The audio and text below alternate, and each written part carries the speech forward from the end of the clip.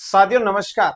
मैं अशोक यादव आप सभी के बीच में उपस्थित हूं एक नई महत्वपूर्ण जानकारी लेकर। और साथियों महत्वपूर्ण जानकारी ऐसी होने वाली है कि आप जो है खुश होने वाले इससे। क्यों? क्योंकि मैं वैकेंसी लेकर आया हूं एक नई फायर सर्विस में, एक न्यू वैकेंसी आप सभी के बीच में लेके आया हूं। और वैकेंसी होने वाले एचपीसीएल के अंदर, यानी सीधा सीधा बात करें एचआरआरएल के अंदर, यानी रिफाइनरी के अंदर। काफी दिनों बाद में जो है रिफाइनरी की वैकेंसी आई है। उससे पहले एक लगा था जो ऑल इंडिया रिफाइनरी की वैकेंसी थी, वो एक फेक न्यूज जो बनाई गई थी, वो बिल्कुल झूठ थी।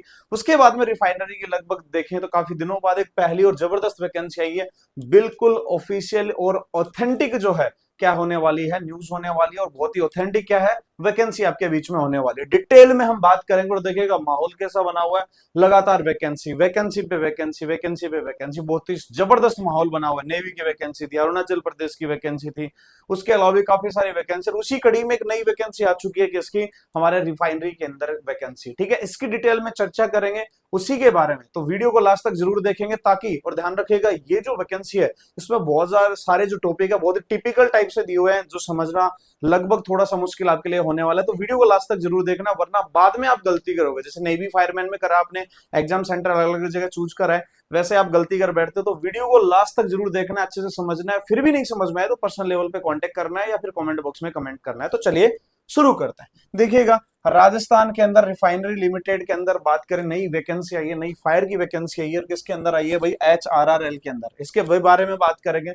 वैकेंसी किस पोस्ट पे है? तो पहली है junior executive fire and safety की, दूसरी है इंजीनियर फायर एंड सेफ्टी की। थोड़ा थोड़ा डिफरेंस है इनमें, थोड़ा सा इनकी जो क्वालिफिकेशन उनको मॉडिफाई किया गया, अलग अलग तरीके से रखा गया, उसके हिसाब से जो है इनमें डिफरेंस होने वाला। ऑनलाइन आवेदन की बात करें तो जब आप ये वीडियो देखेंगे या फिर आज की डेट में देख रहे हो, तो ऑनलाइन आवेदन इसके शुरुआत हो चुके हैं 5 सितंबर से, 5 तारीख से इसके ऑनलाइन आवेदन शुरू हो गए। कंप्लीट बात करेंगे फॉर्म डेट के बारे में, योग्यता, सिलेक्शन प्रक्रिया, सिलेबस और भी मेडिकल, फिजिकल, सीबीटी वगैरह सब की संपूर्ण जानकारी आप सभी के बीच में लेकर आए। तो भाई इतनी मेहनत करते हैं, तो इतनी मेहनत के लिए सबसे पहले तो एक लाइक करें और चैनल को सब्सक्राइब करें, और साथ में सभी दोस्तों के साथ बिल्कुल वाईफाई फुल 5G की तरह जो है इस वीडियो को धुआंधार तरीके से फैला देंगे। तो चलिए शुरू करते हैं।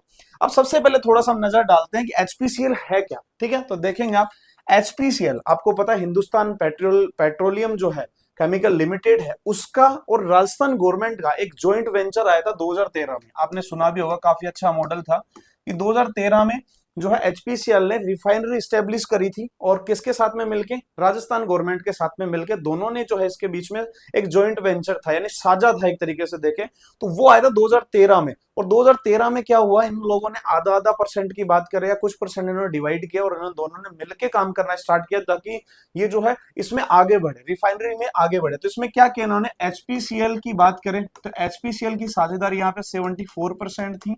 और गवर्नमेंट ऑफ राजस्थान की बात करें, राजस्थान गवर्नमेंट की तो 26% थी। ये इन दोनों का क्या है? साझा। और इसी तरीके से लगातार बढ़ते जा रहे हैं। और इस तरीके से देखेंगे इनके प्लांट हैं, बहुत ही शानदार लेवल पे काम हो रहा है।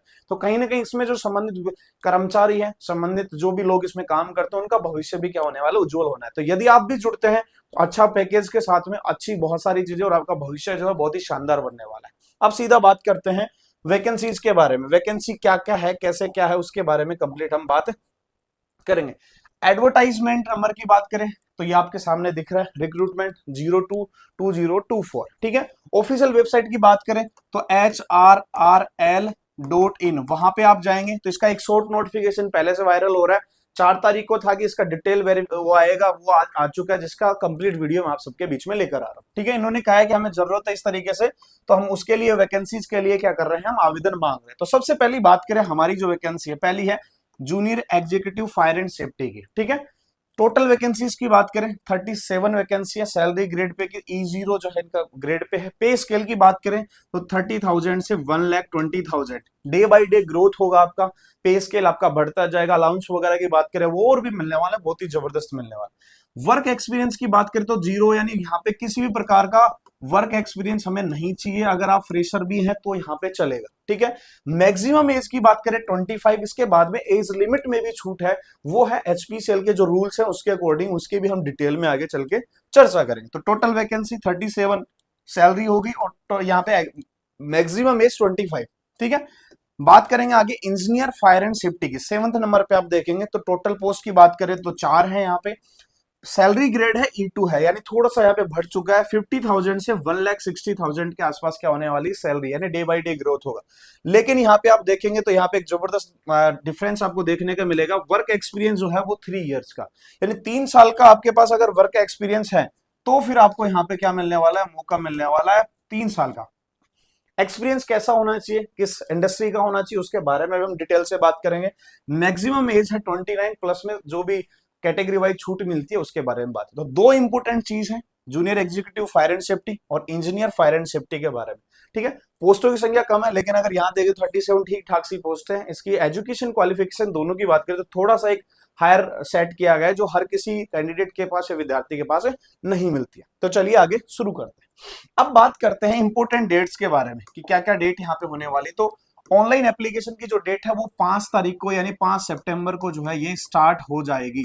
ठीक है, सुबह 9 बजे से ये 5 तारीख से स्टार्ट हो जाएगी। ऑलरेडी इसका लिंक जो है ऑफिशियल वेबसाइट पे आप देख लेंगे, डिस्क्रिप्शन में मैं डाल दूंगा, वहां से आप चेक कर लीजिएगा। ठीक है, लास्ट डेट की बात करें 4 अक्टूबर यहाँ पे होने वाला है रात के 12 बजे। तो लगभग पूरा पूरा एक महीना आपको यहाँ पे मिलने वाला है। एक महीने में आराम से सही तरीके से साफ सुथरे तरीके से आपको फॉर्म फिल करना है। इन्होंने कहा एज की छूट, एक्सपीरियंस वगैरह इन सब की जो है हमने 26 अगस्त 2024 को कुछ निकाला था इनका स्पेशल, उसके बारे में आप वहां पे जाकर देख सकते हैं। बाकी मैं मोटा मोटी आपको यही बता दूंगा क्या होने वाला है। ठीक है, एलिजिबिलिटी की बात करें तो इन्होंने कहा है कि जो भी यहाँ पे पोस्ट दी गई उसके संबंधित जो भी एलिजिबिलिटी है वो लोग इसके अंदर क्या करें, आवेदन करें। फालतू के लोग इसके अंदर आवेदन ना करें, वो बेहतर रहेगा, वरना बाद में उनको हटा दिया जाएगा, कोई मतलब वहां पे होने वाला नहीं। अब बात करते हैं पहली हमारी वैकेंसीज की, वो है जूनियर एग्जीक्यूटिव की। ठीक है, फायर एंड सेफ्टी की, E0 इसका वो है। Number of vacancy 37।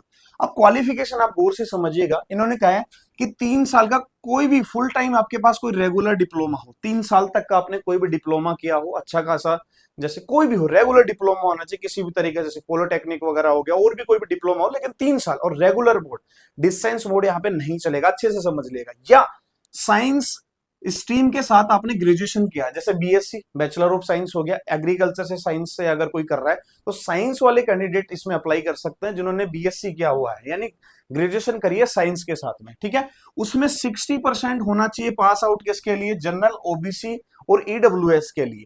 और SC ST के जो कैंडिडेट हैं उसके लिए 50%, यानी दो कंडीशन है, 60% किसके लिए, OBC, और SC ST के लिए 50%। ये आपको पता ही है, ये तो बाबा साहब की मेहरबानी, ये डिफरेंस तो हमेशा देखने को मिलेगा, और आगे चल के देखना और भी जबरदस्त डिफरेंस आपको देखने को मिलेगा। ठीक है, उसके अलावा एंड मतलब और valid heavy vehicle driving licence, यानी आपके पास हैवी लाइसेंस होना कंपलसरी है, हैवी लाइसेंस होना चाहिए आपके पास।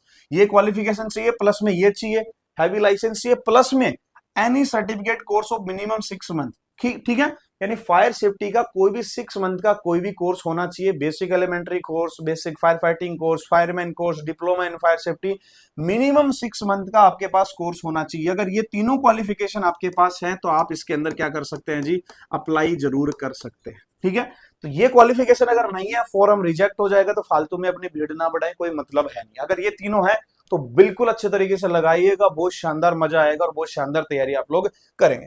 अब बात करते हैं की जॉब रेस्पॉन्सिबिलिटी भी क्या क्या आपको वहां पे करना पड़ेगा, उसके बारे में थोड़ा मोटा मोटी नजर डालते हैं। आपको इमरजेंसी के अंदर रिफाइनरी में कोई भी दिक्कत हो गई, वहां पे जाना है, फायर फाइटिंग करना है, रेस्क्यू के ऑपरेशन करना है, इमरजेंसी सिचुएशन में ब्रीदिंग अपरेटस वगैरह चलाने हैं। ठीक है, हाइट पे जाकर काम करना है, ऑपरेशंस करने हैं, इमरजेंसी में काम करना है आपको। ठीक है, और भी कोई हजार्ड्स होंगे, कोई खतरनाक चीजें होंगे एनवायरमेंट से, उनके बारे में, फायर कंट्रोल रूम का आपको काम आना चाहिए, मेंटेनेंस आना चाहिए, जितने भी इक्विपमेंट और रिकॉर्ड रखना आना चाहिए। उसके अलावा भी दे रखा है फर्स्ट एड आना चाहिए, एम्बुलेंस के साथ काम करना आना चाहिए आपको, ऑक्यूपेशन हेल्थ केयर आना चाहिए, जितने फायर इक्विपमेंट उनकी टेस्टिंग, उनका रख रखाव वो सब आना चाहिए। ठीक है, वेयर हाउस का रख रखाव आना चाहिए, मॉक ड्रिल आपको करनी आनी चाहिए। ठीक है, लोकल फायर डिपार्टमेंट और इमरजेंसी के साथ कैसे रेस्पॉन्स करना है उसके बारे में आना चाहिए, लॉग बुक, डेली शिफ्ट वगैरह का बात करना चाहिए, इंचार्ज ऑफिसर के रूप में आपको काम करना पड़ सकता है, और वर्किंग शिफ्ट के अनुसार आपको काम करना है, और भी आपको एक्सेट्रा जो भी responsibility as a fire fighter की होती है वो आपको सारी, यानी सीधा सीधा बताते हैं कि आपने जो फायर सर्विस में पढ़ा होता है 1 ईयर का या 6 मंथ का जो डिप्लोमा आप करते हैं, तो लगभग वो सारी जो चीजें हम लोग आपको पढ़ाते हैं या आप पढ़ते हैं जिसमें सिखाते हैं कि फायर फाइटर के कर्तव्य क्या क्या है, वो सारे आपको यहाँ पे करने हैं। सिंपल सी बात ये है, ठीक है। जिसमें मॉक ड्रिल है, जिसमें इक्विपमेंट हो गए, चाहे फायर में फायर एक्स हो गई, चाहे वो हमारा एक्सटिंग्विशर हो गया, सीबीए लैडर वैडर, जो भी है एक्स्ट्रा जो भी चीजें हैं वो सभी आपको आना चाहिए अच्छे तरीके से करना। तो आपने अगर रेगुलर डिप्लोमा किया तो आपके लिए बहुत बढ़िया ही जबरदस्त बात है। तो ये है इसकी कंप्लीट क्या क्वालिफिकेशन और इसकी रेस्पॉन्सिबिलिटी। तो क्वालिफिकेशन थोड़ा सा डिफरेंस है, थोड़ा सा हटके है, दोनों तीनों चीजों को मिक्स कर दिया गया, क्योंकि इतने ये खुद चाहते हैं कि इतने ज्यादा आवेदन आए ना, तो इसके लिए इन्होंने थोड़ा सा गड़बड़ मामला कर दिया। बाकी जिनके पास ये क्वालिटी है या जो जिनका क्वालिफिकेशन कंप्लीट हो रहा है वो जरूर अपना फॉर्म भरे, आपके लिए बहुत फायदा हुआ, ठीक है। चलिए इसी के लिए मैं बात करना चाहूंगा, इसके सिलेबस में अगर आप ये क्वालिफिकेशन कंप्लीट करते हैं तो इसमें लगभग 70% क्या आएगा आपका टेक्निकल डाटा, यानी फायर से रिलेटेड क्या आने वाले हैं आपके सारे क्वेश्चन। तो फायर से रिलेटेड क्वेश्चन आपको चाहिए और आपको फाइनल सिलेक्शन तक चाहिए, 37 ही वैकेंसी है, कंपटीशन थोड़ा सा अच्छा खासा होगा। उसके लिए शानदार तैयारी के लिए आप हमारा गुरु कृपा फायर क्लासेज ऐप अभी डाउनलोड कर सकते हैं, और डाउनलोड करने के बाद वहां पे आपको बेसिक कोर्स और एडवांस कोर्स आपको मिलने वाला है बहुत ही जबरदस्त तरीके से, जो इस एग्जाम में आपको हेल्प करेगा। और इसकी फीस होने वाली है 1499। रियल हीरो बैच हमने लॉन्च किया है, राजस्थान में वैकेंसी आने वाली है, उसके लिए भी आप ये पढ़ सकते हैं। रिफाइनरी की वैकेंसी भी, और भी कोई फायर से रिलेटेड कोई भी वैकेंसी हो जिसमें फायर का डाटा आता है, सबके लिए ये बिल्कुल रामबाण है, ब्रह्मास्त्र कोर्स है जो आप ज्वाइन कर सकते हैं, ठीक है। हमारा जो है ऐप का लिंक दिया गया है, या आप गुरु कृपा फायर क्लासेस सर्च कर ले, आपको मिल जाएगा, ठीक है। ये आप डाउनलोड कर सकते हैं। उसके बाद में बात करते हैं, नेक्स्ट हमारी पोस्ट आती है इंजीनियर फायर एंड सेफ्टी, ठीक है। E2 यानी इसका जो पे स्केल है वो थोड़ा ज्यादा, उसके बारे में बात करते हैं। Number of vacancy total 4 he vacancy है। क्वालिफिकेशन की बात करें तो उन्होंने कहा है कि 4 साल का रेगुलर इंजीनियरिंग कोर्स होना चाहिए। क्या होना चाहिए? बीई हो सकता है या बीटेक आपको करा हुआ होना चाहिए, यानी 4 साल का रेगुलर कोर्स, समझ रहे हो आप। यानी बीटेक वाले जो कैंडिडेट हैं, ऐसे कैंडिडेट जिन्होंने समय दिया है और इंतजार करते हैं कि हम स्पेशल हमारे लिए कोई वैकेंसी है, तो उनके लिए बहुत ही सुनहरा मौका है। बीई बीटेक आपने अगर कर रखा है तो आपके लिए मौका है। 60% के साथ वही सेम जनरल ओबीसी और ईडब्ल्यूएस के लिए, और 50% आपको एससी एसटी के लिए जो है वो इसमें क्वालिफाइंग कर सकते हैं, यानी वो फॉर्म फिल कर सकते हैं, ठीक है। अब इनके बात करते हैं essential work experience. Working experience आपका होना चाहिए, क्योंकि इसमें दे रखा है कितना, 3 साल का एक्सपीरियंस होना चाहिए बाकायदा। और कहां का होना चाहिए? देखो, कोई भी सुपरवाइजर रोल पे या एग्जीक्यूटिव कैटेगरी यानी ऑफिसर लेवल पे आपने काम किया होना चाहिए fire safety department in petro chemical industry या रिफाइनिंग इंडस्ट्री में। ऑयल एंड गैस हो सकता है, पैरामेडिकल, फर्टिलाइजर, पेट्रोकेमिकल या केमिकल या डिफेंस, ऑटोमोबाइल, रेलवे और एनी मैन्युफैक्चरिंग सेक्टर जिसमें कोई चीज बनती हो, वहां का एक्सपीरियंस आपके साथ होना चाहिए। 3 साल का एक्सपीरियंस, ऑफिसर लेवल के लगभग कोई पोस्ट हो उस पर 3 साल आपने किया हुआ वो काम, बी बीटेक आपके पास कंप्लीट हो, तो आप इसमें फॉर्म भर सकते हैं, ठीक है। इसमें दे रखा है उसमें क्या क्या आपके पास एक्सपीरियंस होना चाहिए। प्रिवेंशन और इमरजेंसी आपको हैंडलिंग करनी आनी चाहिए, ठीक है। फायर फाइटिंग के ऑपरेशन आपने किए हुए हो, मेंटेनेंस के करे हो, फॉर्म टेंडर पे काम किया हो, डीसीबी टेंडर वगैरह इक्विपमेंट के साथ में। सेफ्टी से रिलेटेड जॉब हो सकती है जिसमें इन्वेस्टिगेशन होती है एक्सीडेंट के बाद में, सेफ्टी इंस्पेक्शन होता है, जॉब सेफ्टी एनालिसिस होता है, कंस्ट्रक्शन सेफ्टी होगा, कंडक्टिंग सेफ्टी होगा, और भी जितनी सेफ्टी से रिलेटेड जो रूल्स होते हैं, जो भी काम होते हैं, वो आपको करना आना चाहिए, या आपके वर्किंग एक्सपीरियंस या रिज्यूमे में ऐड होना चाहिए, वो जरूरी है। अगर ऐसा आपने किया तो आप जो है इसमें फॉर्म फिल कर सकते हैं, ठीक है। जॉब रेस्पॉन्सिबिलिटी क्या होंगे इसमें भाई, बहुत ज्यादा थोड़ा सा डिटेल में दे रखा है, जिसमें ऑलमोस्ट लगभग वही है, थोड़ा सा इसको यहाँ पे एक्सप्लेन किया हुआ क्या क्या होना चाहिए। वही मॉक ड्रिल्स आपकी होनी चाहिए, रिफाइनरी के अंदर फायर सेफ्टी के इक्विपमेंट है उनको मेंटेनेंस और सिस्टमाइज करना आना चाहिए, आपको फायर प्रोटेक्शन आना चाहिए, डिजास्टर और इमरजेंसी में काम करना चाहिए, ड्यूटी आपको हैंडलिंग करनी आनी चाहिए क्योंकि आप ऑफिसर रहोगे, ठीक है। एक्सटिंग्विशर के बारे में, सेफ्टी स्प्रिंकलर हो गए, सिस्टम बिल्डिंग हो गई, प्लांट के अंदर कोई भी रिफाइनरी में दिक्कत हो उसको सब ठीक करना, व्हीकल्स वगैरह के बारे में, एक्सटिंग्विशर इनका रिकॉर्ड मेंटेनेंस और इंस्पेक्शन आपको आना चाहिए। तो यानी डिटेल में यहाँ पे दे रखा है, बहुत सारी चीजें आपको दे रखी है, ठीक है। टेंडर के साथ रेस्क्यू करना चाहिए, वर्किंग शिफ्ट आपको आनी चाहिए, और भी सारी जितनी भी जो चीजें हैं वो यहाँ पे दी गई है, ठीक है। अब बात करते हैं यहाँ पे कुछ वेतन के बारे में, इमोल्यूमेंट्स के बारे में, उपलब्धियां इनको बोलते हैं बेसिकली, बाकी आपको क्या क्या मिलता है उसके बारे में बात करते हैं। तो E0 है हमारी पहली, उसमें ये आपको पे स्केल मिलेगा। जूनियर एग्जीक्यूटिव आपकी क्या होगी, आपकी पोस्ट होगी जूनियर एग्जीक्यूटिव इन फायर सेफ्टी डिपार्टमेंट। ये आपका टोटल अप्रोक्स कंप्लीट आपका कोस्ट होगा, ठीक है। E2 के अंदर आपको 50,000 से 1,60,000 होगा, जिसमें इंजीनियर फायर सेफ्टी के अलावा 13.05 लाख आपको मिलने वाले हैं, ठीक है। इसमें दिया गया है कि बहुत सारी चीजें हैं, अलाउंस वगैरह आपको दिया है, रिटायरमेंट बेनिफिट दिया गया है, ठीक है। एचआरए, हाउस रेंट अलाउंस दिया, पक्ष और भी बहुत सारे हैं, कैफेटेरिया अलाउंस वगैरह सबको मिलता है, ठीक है, रिटायरमेंट बेनिफिट्स वगैरह, हाउस टाउनशिप हो गया, वो ये सब वहां पे कंपनी की तरफ से बहुत सारे अलाउंस वगैरह ये सब मिलते हैं, टेलीफोन बिल हो गया, कैंटीन फैसिलिटी, वर्क पैलेस, ये सब सारी सुविधाएं, यानी सिंपल सी बात करेंगे, पैसा भी अच्छा है, फैसिलिटी भी बहुत अच्छी और जॉब भी बहुत आपकी अच्छी होने वाली है। तो ये इसके बारे में कंप्लीट चीजें थी, ठीक है। और थोड़ा सा आगे बढ़ते हैं, क्या क्या चीजें और निकल के आती हैं। अब देखो प्रोबेशन पीरियड इसमें होने वाला है, जैसे राजस्थान की वैकेंसी में 2 साल का प्रोबेशन होता है, यहाँ पे कंप्लीट होता है 1 ईयर का। देखो यहाँ पे दे रखा है कि 1 साल का आपका प्रोबेशन पीरियड होगा, जिसमें आप एज ए ट्रेनिंग के तौर पे होंगे, अगर बिल्कुल सही तरीके से काम करते हैं तो आपका फिक्सेशन हो जाता है। उस समय 3,000 रुपए पर मंथ आपके काटे जाते हैं E0 के अंदर, और E2 में यानी हमारी जो इंजीनियर वाली पोस्ट उसमें 5,000। बाद में आपको कहा गया है कि बिना इंटरेस्ट के आपको ये क्या है, अमाउंट लौटा दिया जाता है, यदि आप बीच में जॉब छोड़ देते हैं, या कुछ भी आपने देखो लीव्स द कंपनी और आप टर्मिनेट कर दिए जाते हैं, तो वो वापस नहीं दिए जाते हैं, ठीक है। तो ये हो गया प्लेसमेंट या पोस्टिंग आपकी कहाँ होगी, तो उन्होंने कहा है कि HRL की जितनी भी साइटें हैं या रिफाइनरी जहां जहां है, वो कहीं भी पूरे इंडिया में कहीं पे भी देखो इंक्लूड कोई भी शिफ्ट आपको लगाई जा सकती है, और कंट्री के अंदर कहीं पे भी आपकी जो है जॉब जो है वो लगाई जा सकती है, स्पेशल नहीं है कि वहीं पे होगी, ठीक है।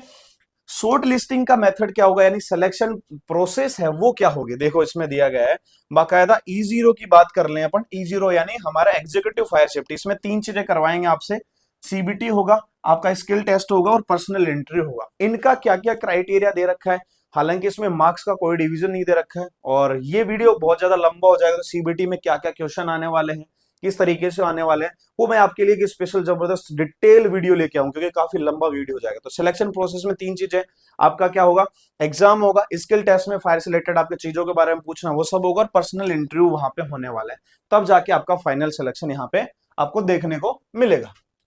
इसमें कुछ क्वालिफाइंग मार्क्स दे रखे हैं, ओवरऑल में आपको 60% अगर मिल जाए तो पास हो जाओगे, SC ST वालों के लिए 54%। ये थोड़ा सा आपको समझ नहीं आएगा, मैं इसके लिए एक डिटेल वीडियो अलग से और भी लेकर आऊंगा, ठीक है।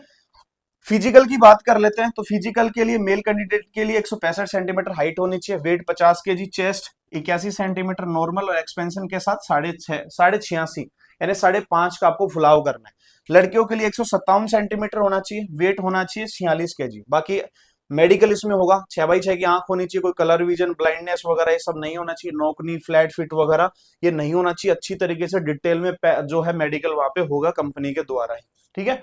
ये सारी चीजों में यही सेम हमारी E2 की जो वैकेंसी है, यानी हमारी इंजीनियर वाली है, उसमें भी कुछ चीजें यहाँ पे दे रखी है, वो सारी यहाँ पे होंगी। फिजिकल फिटनेस सभी के लिए होगा, वो सबके लिए होगा कंप्लीट चीजें, उसमें भी सेम चीजें, 165 सेंटीमीटर हाइट है, 50 kg वेट है, और वही आपकी चेस्ट वगैरह है। लड़कियों के लिए जो मैंने बताया वही सेम होगा, तो लगभग दोनों में सेम है, फिजिकल वगैरह। थोड़ा सा CBT के बारे में हम अलग से डिटेल में चर्चा करेंगे, ठीक है।